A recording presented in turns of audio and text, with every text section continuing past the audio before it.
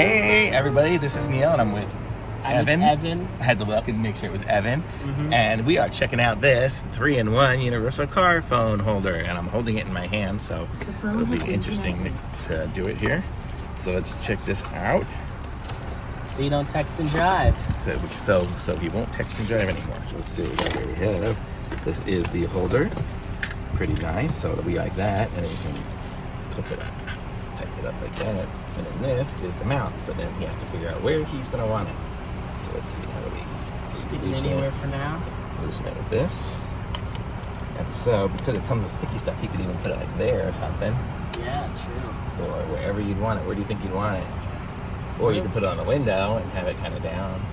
Just put it here right now, and I'll just see how it works. Okay, so we'll put it there, and we'll let you know how it goes. Peace. I'll put a link to this in the description.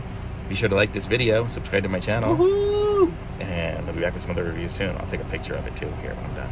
And there it is. We put it up there. We decided it would go there, so hopefully he can see it as he drives and do his navigation without getting into an accident. Great.